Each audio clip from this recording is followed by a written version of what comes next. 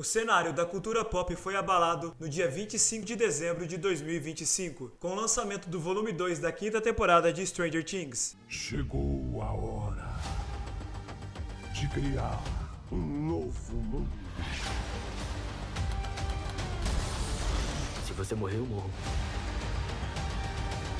Se você morrer, eu morro.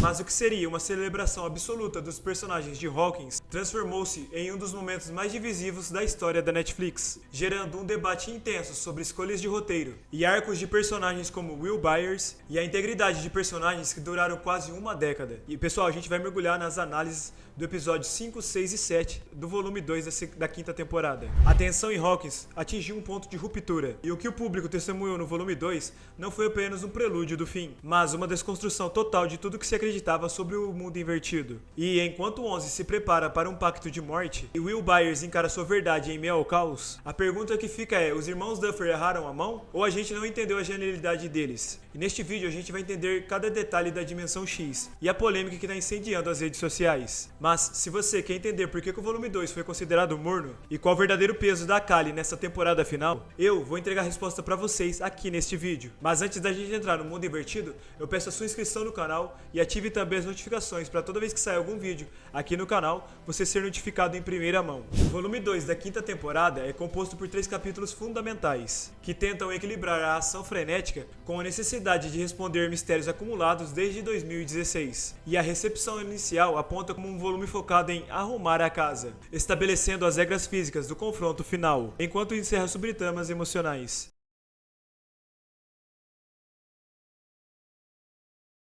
O episódio 5, intitulado Tratamento de Choque, dirigido por Frank Darabont, inicia imediatamente após o gancho monumental do volume 1, onde Will manifestou poderes psíquicos para destruir Demogorgons. A narrativa estabelece que Will não é apenas uma vítima. Analisando o episódio, revela que as 12 crianças sequestradas por Krill funcionam como amplificadores psíquicos, ou vasos perfeitos. Vecna não busca reféns para a punição, mas sim para canalizar suas mentes e ampliar sua força pela realidade. O planejamento tático do grupo em Hawkins envolve a invasão de uma estação de rádio local, onde Dustin, Steve, Nancy e Jonathan coordenam uma operação para enfraquecer a barreira do mundo invertido. Porém, o episódio é marcado por conflitos internos, especialmente uma briga entre Dustin e Steve sobre o sacrifício de Ed Manson. Galera, aquele momento foi muito tenso entre eles, hein? Evidenciando que o luto ainda é uma força motriz da série.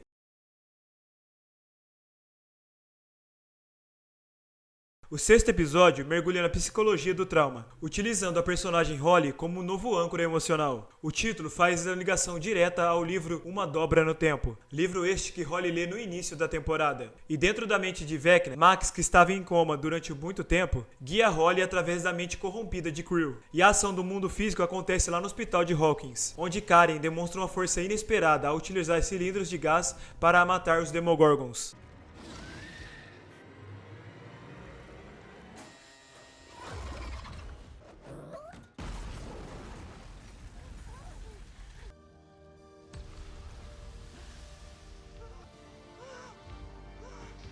Uma cena que gerou debates sobre a armadura de enredo dos personagens principais. O episódio termina com a revelação de que o tempo no mundo invertido não é linear, mas sim cíclico, sugerindo que Hawkins está preso em uma data específica por um motivo deliberado de Henry.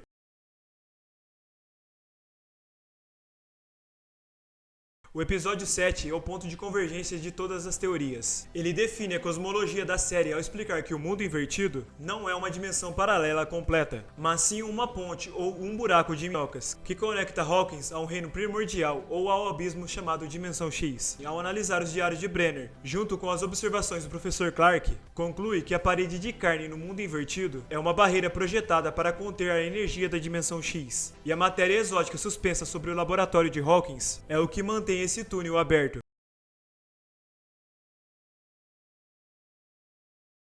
O ápice dramático no episódio 7 reside na confissão de Will. Após anos, Will admite sua sexualidade para seus amigos e família. No entanto, a forma como a cena foi escrita gerou muitas reações negativas na história da série. Fãs e críticos apontam que a cena, apesar de ser emocionalmente carregada pela atuação de Noah Schnapp, este momento sofre falhas estruturais graves, já que no auge de 1980, a ideia de um jovem assumir a sua sexualidade ou de qualquer outra pessoa era algo bem difícil para a época, principalmente também pelo fato de incluir pessoas estranhas. E outra situação também é que essa revelação acontece no meio de uma crise mundial, interrompendo a batalha contra Vecna para um monólogo de 10 minutos, e que muitas pessoas consideraram desnecessário, já que havia uma urgência grave sobre o apocalipse. Eu sou igual a vocês em quase todas as coisas.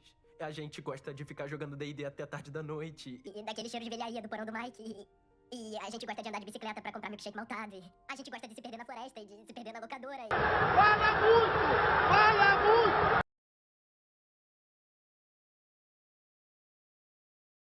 O retorno de Kali foi uma das coisas mais contraditórias entre os fãs. Ela aparece na segunda temporada e a sua reintrodução na série agora é descrito por muitos como sem peso e forçada. O seu papel na trama, ela revela que foi mantida como prisioneira pela Dra. Kay, que colhia o seu sangue para experimentos militares para a criação de super soldados. No entanto, a sua presença no volume 2, ela falha com a conexão com os personagens principais. As pessoas notaram que ela parece estar presente em momentos cruciais, como o momento de Will, sem ter nenhuma conexão prévia com os personagens, agindo apenas como um telespectador. E uma percepção geral é que ela foi trazida de volta apenas como um personagem Red Shirt, ou seja, um personagem descartável. Há quem acredita que os irmãos Duffer colocaram ela para ser o sacrifício final, permitindo uma morte de impacto sem ter que sacrificar um dos personagens favoritos do grupo. E a sua atuação monótona e sem graça foi alvo de críticas, contrastando negativamente com o carisma do elenco central. Uma das maiores tensões do episódio 7 envolve uma suposta morte da 11. Através de um diálogo com Kali, estabelece que a única forma de fechar totalmente o mundo invertido e impedir o governo de continuar os experimentos é o sacrifício total de ambas as irmãs. A série espalha diversas pistas sobre a morte de 11. No episódio 6, 11 e Kali chegam em um carro funerário, o que é interpretado como um prenúncio sombrio do seu destino.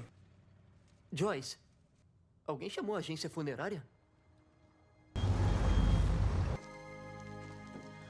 Mike! Trilha sonora. O uso da música Who Wants to Live Forever, do Queen, também é visto como uma indicação clara, já que o próprio nome da música diz ninguém pode viver para sempre. E outra situação também é que a jornada de 11 é visto como um mártir religioso, já que o nome dela em inglês, Eleven, e abreviado para El, seria meio que a abreviação de Deus, ou o próprio Cristo, que dá a vida para salvar a humanidade. Neste caso, ela faria o mesmo, fechando o ciclo que começou quando ela abriu o portal do mundo invertido. E apesar dessas pistas, alguns fãs permanecem céticos quanto à situação dela. E pra falar a verdade, eu também não boto muita fé que ela vá morrer não, hein? Principalmente também pelo fato dos criadores não matar personagens principais. O que eu imagino pra falar pra vocês é que ela pode ter uma morte falsa, ou quem sabe ser enviada para outra dimensão, deixando o seu final em aberto. E galera, embora o volume 1 tenha sido aclamado pelo seu retorno ao terror e também pela introdução de novos perigos, o volume 2 está sendo criticado pelo seu ritmo lento e foco excessivo em exposição. E a sensação de que nada aconteceu permeia a crítica. E além da captura de Holly e o despertar de Max, nada demais aconteceu. Porém, o volume 2 ele tá meio que como uma ponte figurativa e literal para o episódio final. Se por um lado ele expande a mitologia com o conceito do abismo e dimensão X, por outro lado ele tropeça em decisões de roteiro que alienou parte da base dos fãs. E a polêmica do Will Byers e a irrelevância de Kali são sintomas de um roteiro que tenta equilibrar muitos pratos ao mesmo tempo, sacrificando a intimidade por uma escala épica. E pessoal, o cenário para o dia 31 de dezembro está montado. Uma batalha em duas frentes, onde o sacrifício parecia inevitável.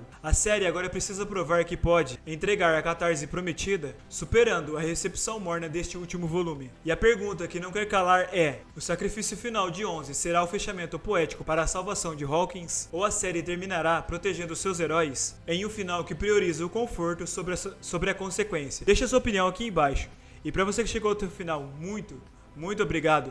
Me diz aí também o que você achou da minha análise. Se inscreva no canal caso não seja inscrito, ative as notificações para toda vez que sair um vídeo aqui do Stranger Things e entre outros que você curtir, você ser notificado. Meu nome é Márcio Roberto, esse é o Pulso Nerd e até uma próxima.